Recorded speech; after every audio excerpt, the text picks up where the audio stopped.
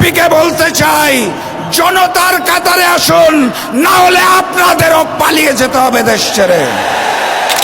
আগামীর বাংলাদেশ হবে ইসলামের বাংলাদেশ। আগামীর সংসদ হবে কোরআনের সংসদ। ওখানে আল্লাহ ব্যতীত আমরা আর কোন প্রভু মেনে নেব না। ওখানে হিন্দুস্তানের হিন্দুত্ববাদকে মেনে নেব না। ওখানে কসাই নরেন্দ্র মোদীর পরিকল্পনা মেনে নেব না। বিএনপি নতুন করে স্বৈরাচার হতে চায়, তারা সংস্কার মানে না। যারা নতুন বাংলাদেশের সংস্কার মানে না, তাদেরকে আমরা লাল কার্ড দেখাবো ইনশাআল্লাহ। যেই স্লোগানে হিন্দুস্তানের বুক কাঁপে, পুরাতন জালিম আওয়ামী লীগের বুক কাঁপে, নতুন জালিম বিএনপির বুক কাঁপে। স্লোগান ধরুন, নারায়ে তাকবীর, নারায়ে তাকবীর, নারায়ে তাকবীর। ওই নতুন করে জেগে ওঠা সন্ত্রাসী সংগঠন বিএনপি খুনে ডাবল সেঞ্চুরি পার করে ফেলেছে। এই আইন শৃঙ্খলা বাহিনী দিয়ে লেভেল প্লেইং ফিল্ড হবে, জাতীয় নির্বাচন সুষ্ঠু হবে, সেটা বাংলাদেশের কোনো পাগলও বিশ্বাস করে না। বাংলার জনগণ জানিয়ে দিয়েছে, বাংলার মাটিতে হিন্দুস্তানের আধিপত্যবাদ এবং আগ্রাসন চলবে না ইনশাআল্লাহ। বাংলাদেশের জনগণ আর নতুন করে স্বৈরাচার চাঁদাবাজকে মেনে নেবে না ইনশাআল্লাহ। গণভোটে হ্যাঁ বলো, 8 দলের প্রতীকে সিল মারো। রূপসা, ভৈরব ও ময়ূর নদীর তীরে জুড়ে অবস্থিত শিল্পনগরী খুলনার বাবরি চত্বরে 8 দল আয়োজিত আজকের এই বিভাগীয় সমাবেশের সম্মানিত সভাপতি, সম্মানিত প্রধান অতিথি, মঞ্চে উপবিষ্ট 8 দলের জাতীয় এবং বিভাগীয় নেতৃবৃন্দ, আমার সামনে উপস্থিত মিডিয়ার ভাইয়েরা, আমার সামনে উপস্থিত ইসলামী এবং দেশপ্রেমী জনতা, সবাইকে জানাই আমার দল জাতীয় গণতান্ত্রিক পার্টি জাগপার পক্ষ থেকে সংগ্রামী সালাম এবং শুভেচ্ছা। আসসালামু আলাইকুম। আজকে যখন এইখানে জনসভা চলছে, আমি শুনছিলাম বিগত 2-4 দিন ধরে কোন দলের কোন নেতা জানি বলছিলেন এই জনসভায় মানুষজনকে আসতে দেওয়া হবে না। তাদেরকে বলতে চাই, বাবরি চত্বরে এসে দেখে যান। বাবরি চত্বরে আজকে ইসলামী জনগণ, দেশপ্রেমিক জনগণ একত্রিত হয়েছে। নতুন করে আর কোনো ফ্যাসিবাদকে জন্ম নিতে দেওয়া হবে না। সংগ্রামী সাথী এবং বন্ধুগণ, এই খুলনা মহানগরে গত বছর 2024 সালে 12টা খুন হয়েছিল। 2025 সালে 11 মাসে ফ্যাসিস্ট হাসিনা মুক্ত বাংলাদেশে তার 3 গুণ 34টা খুন হয়েছে। হাসিনার আমলে 3 গুণ।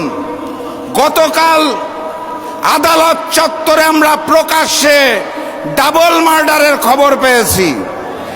আর হাসিনা মুক্ত বাংলাদেশে ওই নতুন করে জেগে ওঠা সন্ত্রাসী সংগঠন বিএনপি খুনে ডাবল সেঞ্চুরি পার করে ফেলেছে।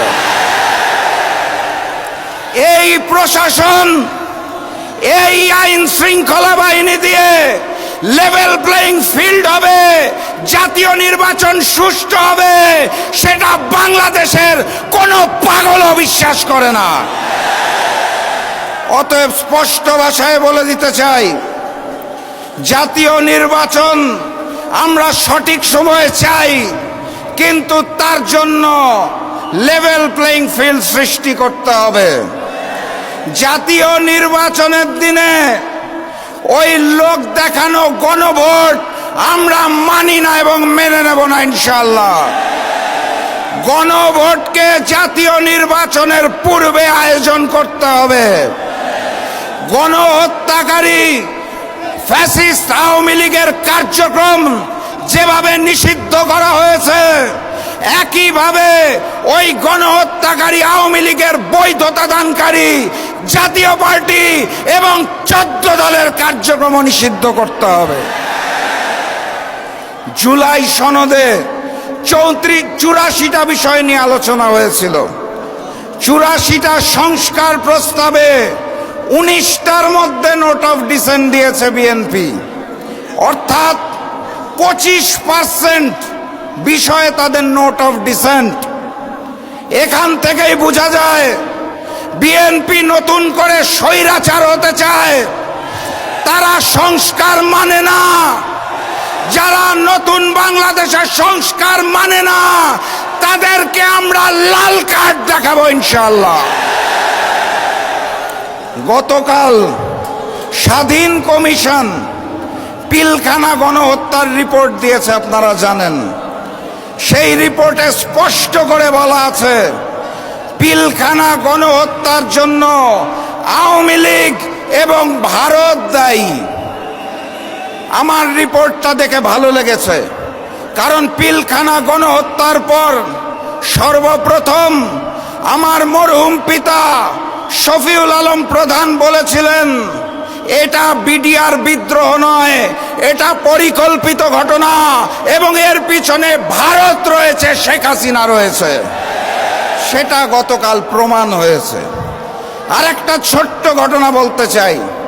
2 বছর আগে পিলখানা গণহত্যা দিবস উপলক্ষে আমরা একটি আলোচনা সভার আয়োজন করেছিলাম। তখন আমাদের দল জাগপা 12 দলীয় জোটে ছিল। প্রধান অতিথি হিসেবে এসেছিলেন বিএনপির একজন স্থায়ী কমিটির সদস্য। সেদিন আমি বক্তব্যের মধ্যে ওই হিন্দুস্তানের বিরুদ্ধে কথা বলেছিলাম দেখে বিএনপির ওই স্থায়ী কমিটির সদস্য রাগ করে সমাবেশ থেকে চলে গিয়েছিলেন। তারা বলতে চেয়েছিলেন বাংলাদেশের রাজনীতি করতে হলে, ক্ষমতায় থাকতে হলে হিন্দুস্তানকে নাকি তুষ্ট করতে হয়। 5ই আগস্ট বাংলার জনগণ জানিয়ে দিয়েছে বাংলার মাটিতে হিন্দুস্তানের আধিপত্যবাদ এবং আগ্রাসন চলবে না ইনশাআল্লাহ। প্রভু হিসাবে আমরা হিন্দুস্তানকে মানি না, আমাদের প্রভুর নাম মহান রব্বুল আলামিন আল্লাহ। আল্লাহ ব্যতীত কারো সামনে মাথা নত করতে চাই না।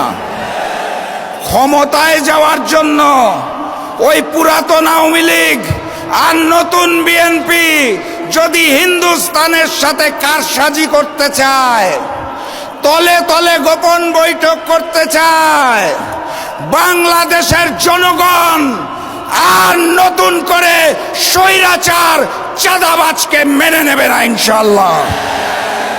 আমার প্রাণপ্রিয় উপস্থিতি, ওরা প্রভু মানে হিন্দুস্তানকে, আমরা প্রভু মানি আল্লাহকে।